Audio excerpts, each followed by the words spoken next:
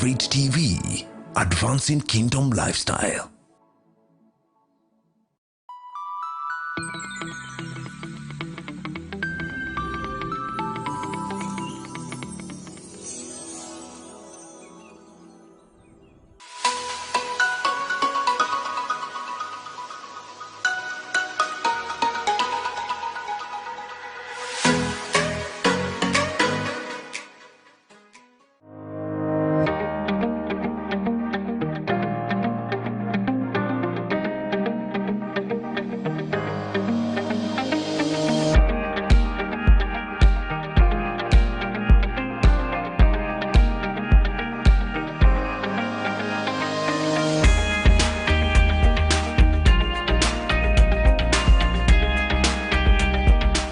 Hi, ladies and gentlemen. Welcome to another episode of the GG Report.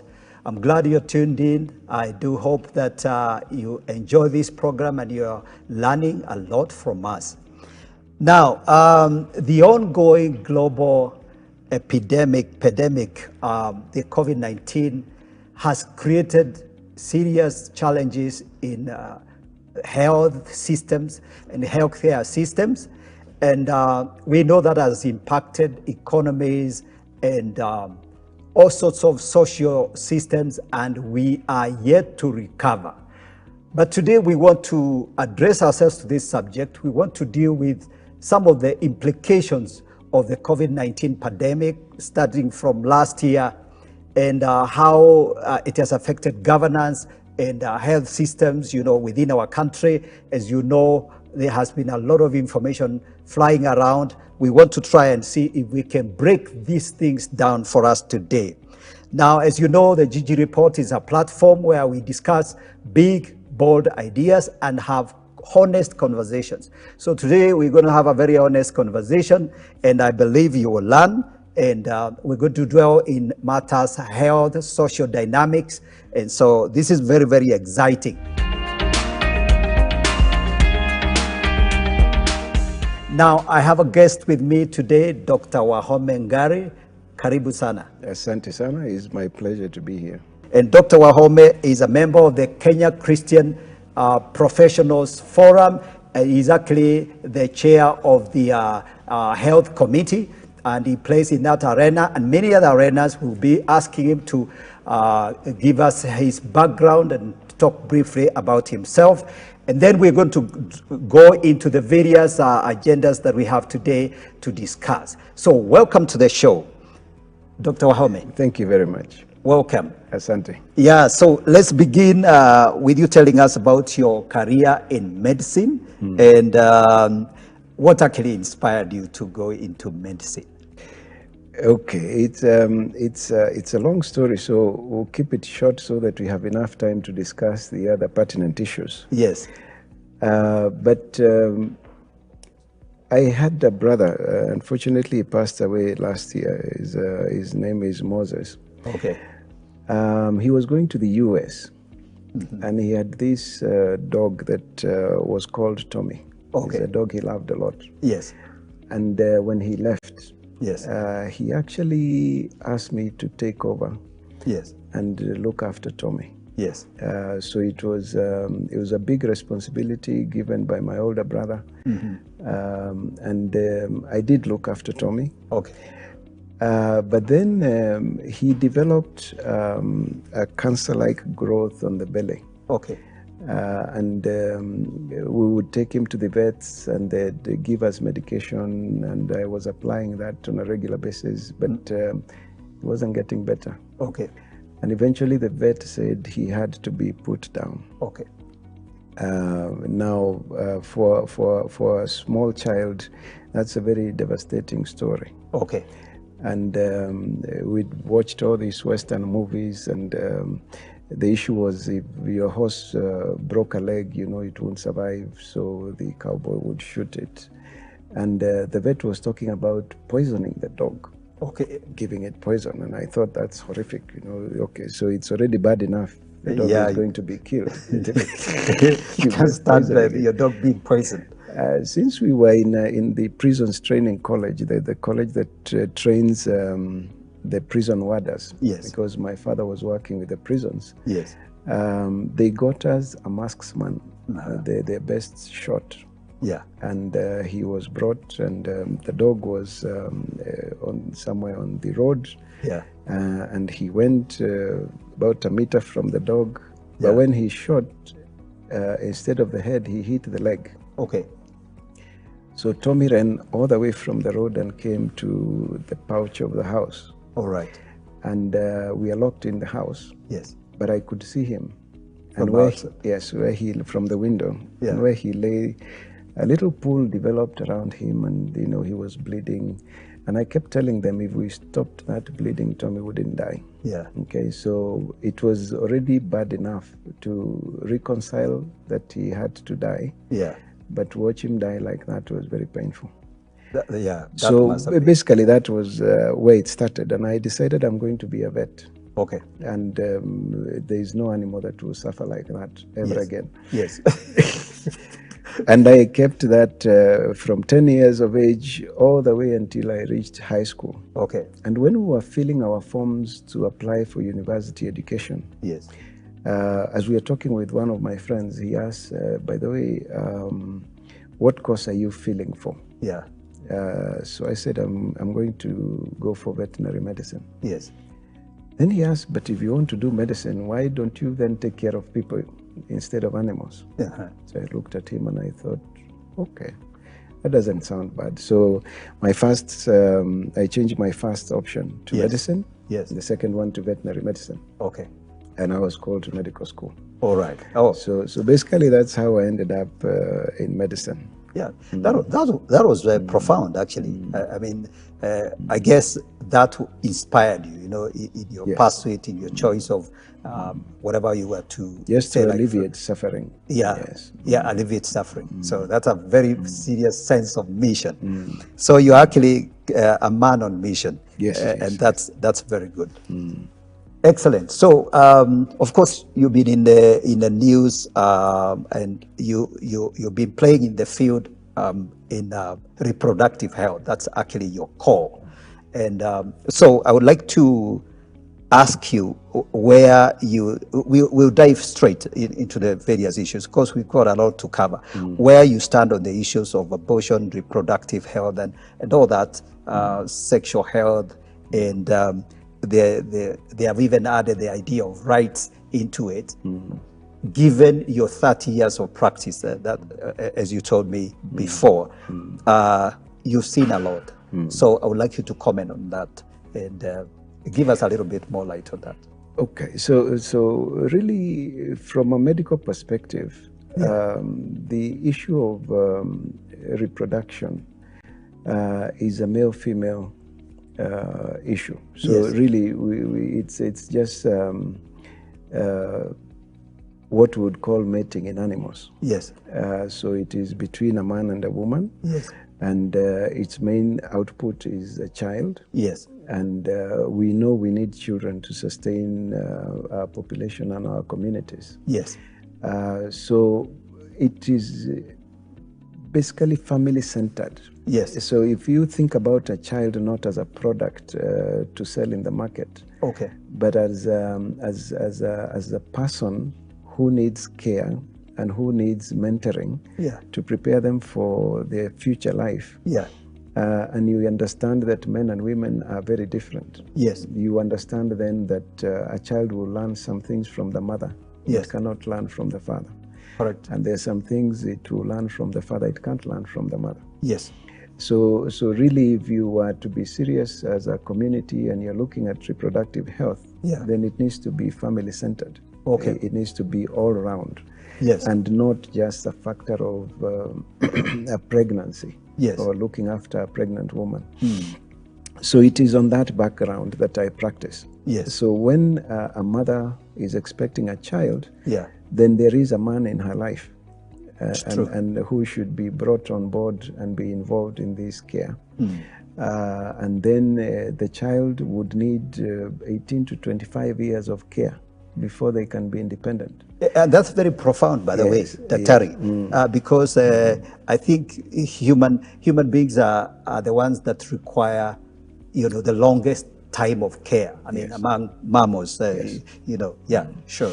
Yes, so if you understand it from that background, Yeah. then it is, when we narrow to the field of obstetrics and gynecology, Yeah, then obstetrics is really care for the pregnant woman. okay, And gynecology is care of the woman who's not pregnant. okay, So the other conditions that may affect the woman outside of this. yes, But then once you have the pregnant woman, then there is the father that would need to be brought on board. Okay. So different people practices differently. The general practice is to leave the man out of the picture. okay, And just deal with the woman. In our practice, we basically take care of both. Now, in that background, then, there is a new movement. It's not quite new. It is metamorphosized. yeah, It is called the Sexual and Reproductive Health and Rights Movement. okay, It basically is an ideology. yes, It has a long history which we may not be able to tackle right now. yeah, But suffice it to say that it has several components that are very important. yeah, One of the components is that it has population control in it. yes, There is, the attitude is that population, a large population is a disaster. And, Yes. and for you to develop properly, you need to reduce population. okay, The other part of that ideology yes, is something we call eugenics. yes, That there are some populations that are superior to others. yes, And there are some of these inferior populations that can be done away with, or Yes. that are a nuisance. yes, And therefore you need to reduce them.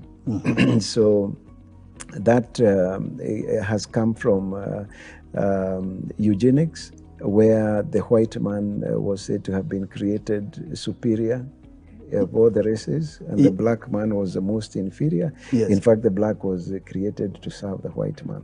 So there is that eugenics. Yeah. So you want to control population, but you also want to target that there are those who should not reproduce.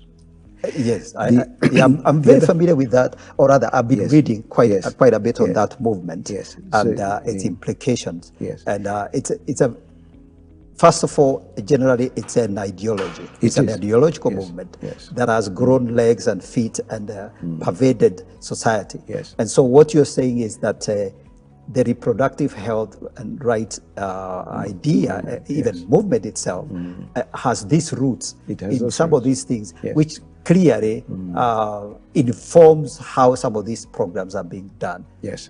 Yeah. The other one is that there is a liberal attitude towards sex.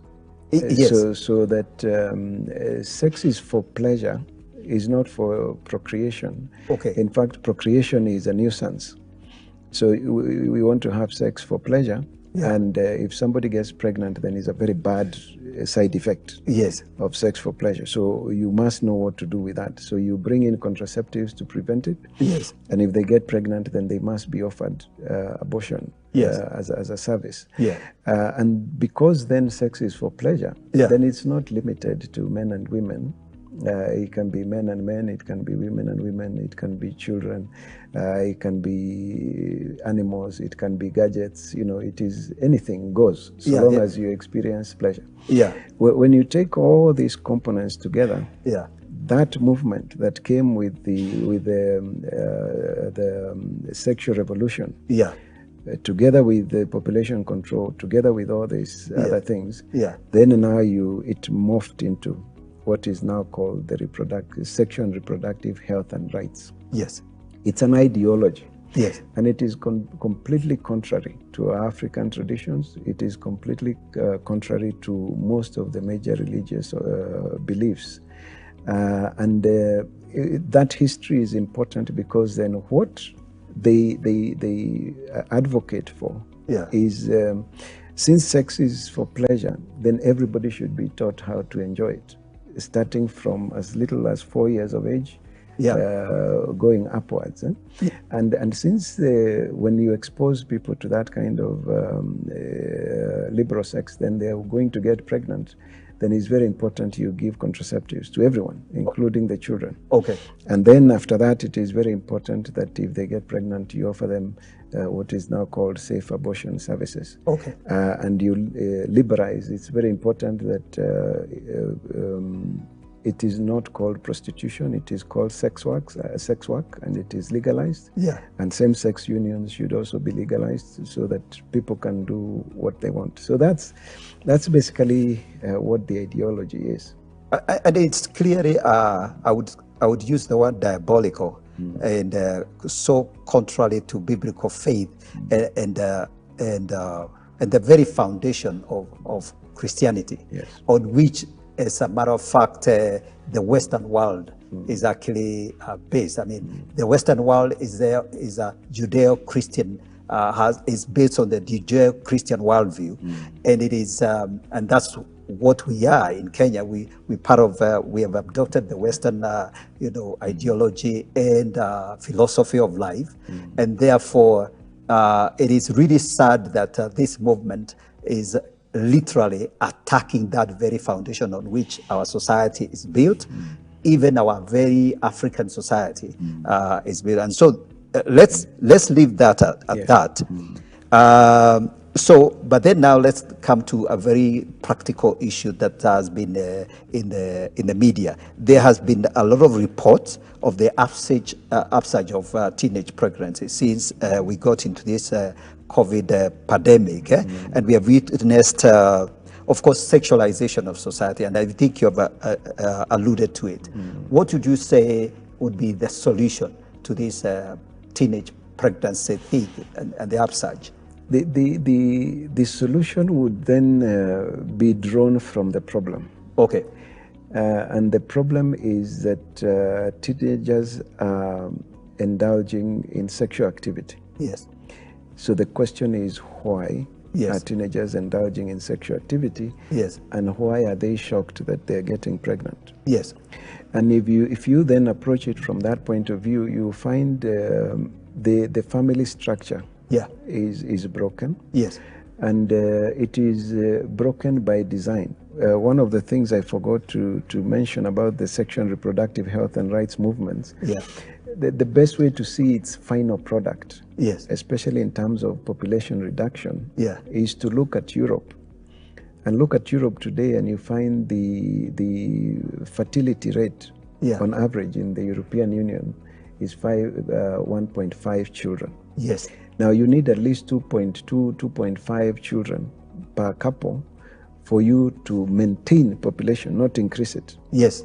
So if you take such a liberal attitude towards sex, you destroy the family structure, and what usually happens is that you stigmatize pregnancy. Yes. And the fertility of a woman, the very gift she was given of giving us children, then becomes a bad thing. Yes. And you stigmatize it. Yes. She doesn't want children. Yes. And what happens in the end is that your population plummets. Yes. And it will not recover again. So that said, the question then is, who is this who is teaching our children the things they are doing now? Yeah. And what you find is parents need to start getting engaged in what children are taught in school. Yes.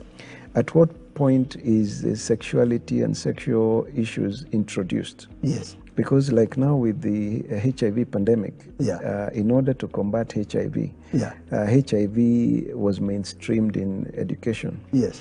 But then you're starting to talk to standard 5 children about HIV. Yes. They're not sexually active. They're nowhere near that. They're still in the age of innocence. Yes. But then if you're going to discuss with them about a sexually transmitted disease, then you must talk about sex. Yes. And if you do, then you must also tell them how it's prevented.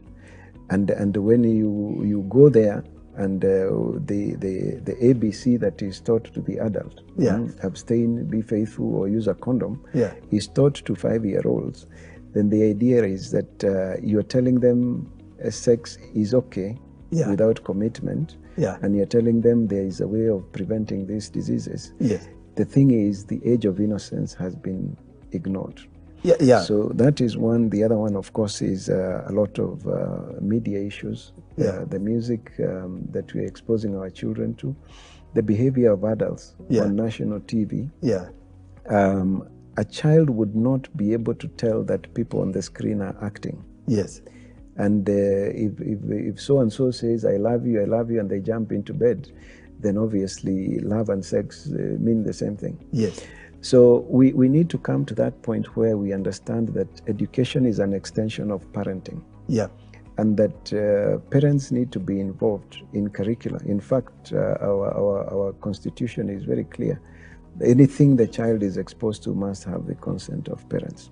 That's true. I think I like what you've said, that education is part of parenting. It's part of parenting. So that's something we need to emphasize. And I think maybe you could say, like, for example, when during the lockdown last year, when parents had to stay with their children for almost like 8 months, say 7 months, clearly, I think a lot of parents realized they were hardly ever parenting their children. Exactly. And yeah. Yes, it is a major crisis. But there is another twist to that story. Yeah. The sexual reproductive health and rights movement has been in the grassroots for a long time. Oh, okay. We know of, in 2014, 2015, the BBC did a program on some of our schools. Yeah.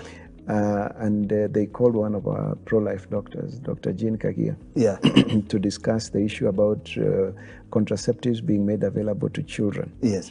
And she appeared in the show, and when they sent her the clip, the clip had children in primary and secondary school who had been taught something called comprehensive sexuality education. Yes.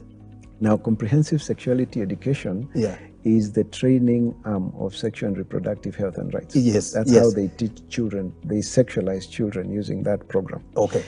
It had been taught in schools in Kenya here without the knowledge of the Ministry of Education, without the permission. As 2014.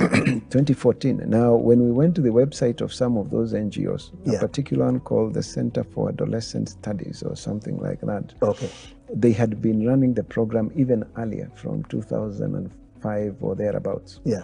And when we challenged the Ministry of Education, they said they've never given them permission to do that. Yeah. So they would target schools that have computer labs. Yeah. And they would come with a curriculum in a disk. Yes.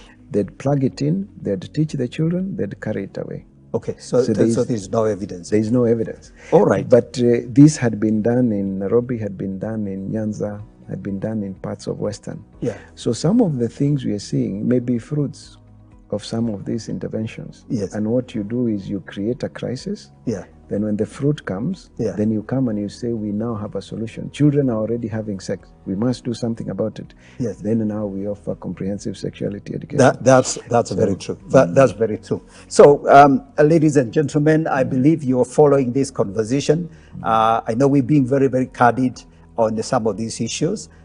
You can send comments and or text using the numbers on the screen, and tell us what you think about what you're saying. Give us your take on this, and keep following us. I believe that we are helping you. So clearly, as you can see, we as a society are facing a real crisis because of the education systems and the information that flows to our families and to our children, and that has had a major implications. So we want to I want to ask you, Dr. Gary, as we have a few minutes before we go into a break, some of the advice you would give to parents now that schools are back, and we are. Is there something? I know you work with the Kenya Professional Kenya Christian Professionals Forum. Are there some things that you're doing there you can mention them briefly, so that then after that, after we come from the break, we can expound a little bit on that? Yes, I think the main thing we need to understand is that everything we are calling corruption in Kenya is a moral problem. Yes. And it will not be solved by laws. Yes. And it will not be solved by policies. Yes. It will be solved by us going back to our hearts. Yes. And starting to actually live our faith. Yes. And it is the parents' business to parent their children. Yes. And especially moral formation. Yes.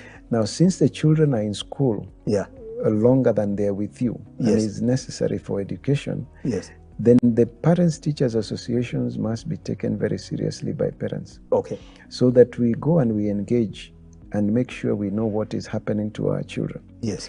There are now pastoral hours that have been given to schools. Okay. But they are not teachers. There is no reason why a class that has 40 children, Yeah. it means if child has 2 parents, then you have 80 children, 80 parents. Yeah. It is not difficult to volunteer, to have one parent going in and taking the pastoral hour with the children. The whole year has only 52 weeks. Okay. It is possible. It's even about 40 actually. Yes, 40 weeks when you of remove school. the holidays. Yes. Yes. So the parents must get engaged. Okay. And we must take the faith to the class. Okay. And we must engage with the Kenya Institute of Curriculum Development. Yes. We must see what it is they're developing for our children. Yes. We must engage with the Ministry of Education and seriously state that we are interested in what our children are doing. Yes. The Kenya Films Board is doing a beautiful job. Okay. Making sure that our children are not exposed to things that are morally destructive. Yes. But one other little thing for parents. Yes. The mobile phone. Okay. And Wi-Fi. These things need to be managed very carefully. Okay. And if it is possible, children below the age of 16, 18 do not need to have a mobile phone on them 24/7. Yes. And if they have one, then it must be controlled. That's so true. that is a short period. But any child below the age of 12, 14 really doesn't need to have a phone. The problem is this, yes. and it's important for parents to understand. Yeah. The brain is the last organ to mature in the human body. Okay. And every time you see your child able to walk, it means that they have developed a certain capacity of the brain. That's why they can walk. Yes. When they talk, they've developed another capacity. Yes. Sexual maturity happens at about 12 to 14. Yes. Because at the time that part of the brain has matured. Yes. So we have 12 to 14-year-olds who are fully sexually mature. Yes. And can have children. Yes. But guess what? Yeah. The last part of the brain that controls our decision making. Yes. Matures between the age of 22 and 24. Wow. So the problem with a teenager yes. is a capacity of development. Yes. So when you give them the phone and tell them to be responsible, yes. you're throwing them into the fire. Oh my God. They actually do not have the capacity. Yes. And their curiosity will get to them. Yes. They will end up on porn sites. They will end up sharing stuff on things that are not very good. Yes. Without your knowledge. Yes. So we really need to be careful, because the minute we brought the TV into the house, yes. and now the mobile phone, yes. we have another third parent that we are not watching.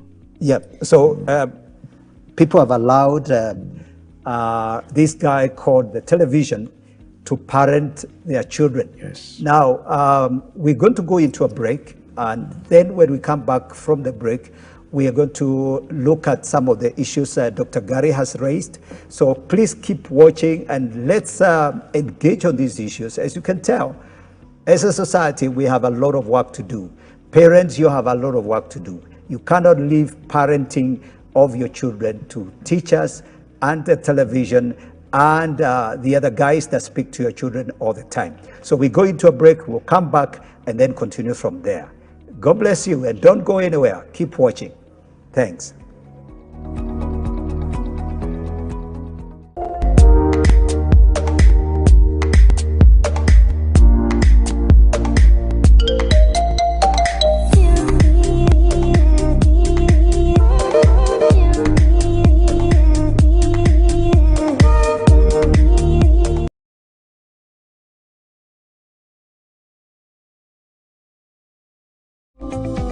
Gospel Light College, we offer a bachelor's degree in biblical studies and community development. We also offer certificate and diploma courses. January 2021 intake is ongoing. Book your slot today by calling 0713 66 3117. 0713 66 3117. Gospel Light College, equipping you intellectually, socially, and spiritually.